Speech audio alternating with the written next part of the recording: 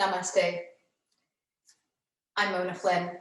Thank you for joining me today in a practice using a sun salutation as a warm-up to your practice, as a practice in itself. But today's version of a sun salutation needs us to keep a few things in mind. We're going to build time in each place as we learn our place in it.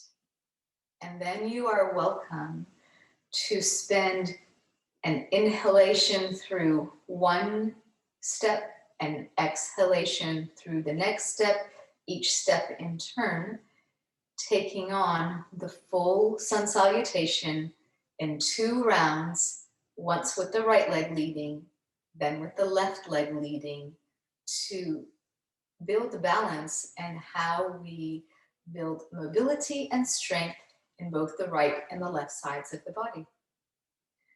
In the sun salutation, we want to focus on the extension of the spine, how the front body represents the willingness to be open to the future by being present. And then how the back body anchors us, gives us the foundation of our past, representing our past. So without judgment, without regret, but just using where we've been and already strong to move into the future. Likewise, I want you to think about what is short and what is long in each piece of the transition between poses, not just the poses, but their transitions as well. That means mind on the body and truly staying present. What is short wants to be longer. What is long wants to stay long. So if by chance I am in a lunge of one of the steps in the sun salutation, I have an elongated one side of the body and it wants to stay long, but I have a contracted second side of the body and I'm not collapsing there. I'm keeping length. So keep all of those things in mind, not to overwhelm you in any way, but to give you an opportunity to keep learning from your practice, mind on the body. Let us begin. Come to the front end of your mat. Step your feet together and let knees come together first. Bring your hands to your heart. Give your practice an intention.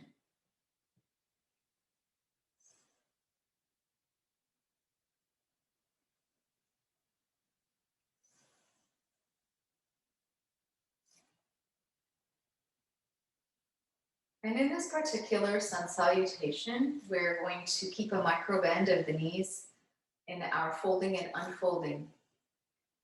We're going to keep our gaze to our thumbs. And that will guide us to not overdoing in the extension. As you inhale, lift your arms. Keep your hands together, look up. Listen to your body if what you need to do is to not lift as high, if that's what your neck needs. That's what your shoulders need. And then as you keep that micro bend, reach the arms out actively. Keep reaching through the arms. Exhaling. As you inhale and begin to extend, step the right leg back, rest the right shin, lift your gaze, and keep space, lengthen. Pull the feet toward each other. Notice the broadening that responds to that leverage pattern. And as you exhale next, step the front leg to the back leg. Come into your plank, broadening across the collarbones. As you exhale next, rock your body weight forward, begin to bend in the elbows and the knees. The knees will arrive first. You're going to take this dive down to parking the chin, looking ahead, and then sliding through it to turn and look down into the heart. Notice that my neck is long and I can keep from flexion, but have the action of flexion. My hands, they can press down and back, elbows point back. The top of my feet are with the floor. The pinky toe side is aiming to push into the floor. As you inhale next, lift your hands just barely into Shavasana. Allow the back body muscles to carry the load of the upper body. And as you inhale next, press into the floor, come into your upward facing dog any amount. You can pull yourself forward and into it. As you exhale, roll over your toes into your downward facing dog.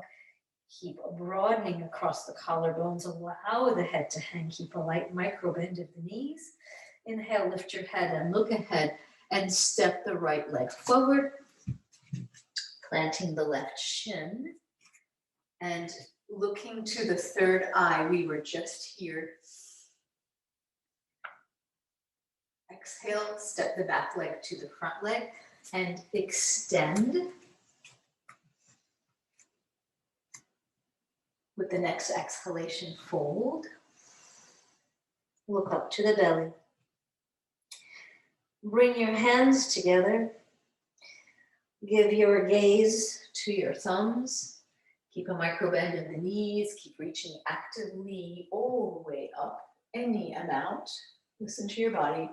And exhale, return the hands to the heart. Feeling the residue of that first round. Inhale, lift. Exhale, fold.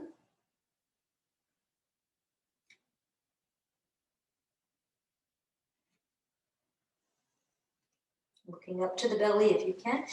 Inhale, and as you extend, this time please step the left leg back. Inhale, lift to the third eye. Exhale, step the front leg to the back leg, and you will be in your plank position. Broaden, get your bearings. As you bend in the elbows and the knees will arrive first, the top of the feet to the floor. Take your nose dive, park the chin, broaden the collarbones, and then slide on through and look down into your heart. The pinky toe side of the feet aiming toward the floor, spine extending. Inhale, come into your upward facing dog, any amount. It could be really small and still be significant. Exhale into your downward facing dog, giving time to allow the traction that gravity helps to provide here. Inhale, lift your head and look ahead, stepping the left leg forward, resting the right shin, looking up to the third eye. Exhaling next, step the back leg to the front leg. Lengthen the front body, extending the spine. And then exhaling next, come and fold.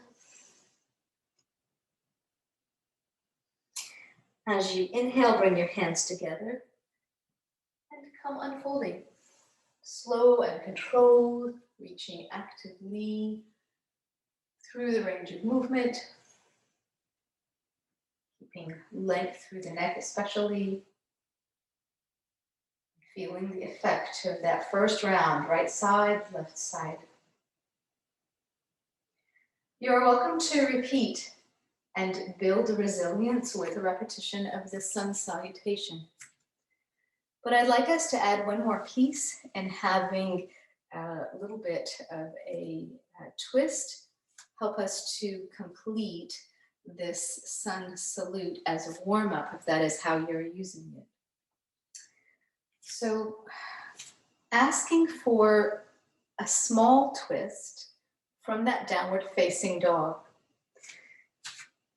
If I were to take on this lunge, this beautiful warrior one, come to the floor with or without the chair underneath my hands or the block underneath my hands, then I'm taking advantage of how gravity is using my head to hang the spine.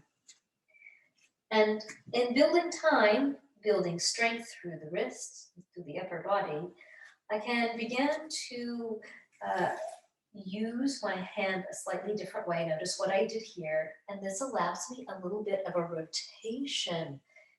And my spine is long.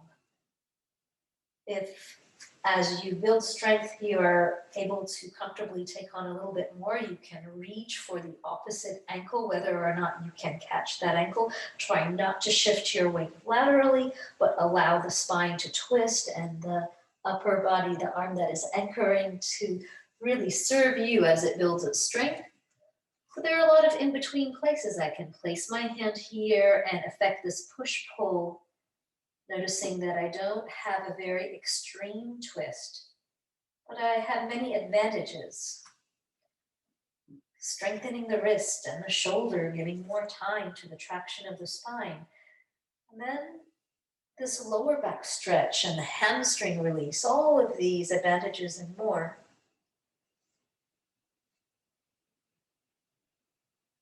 Stepping the feet to the hands, swinging the arms forward and up.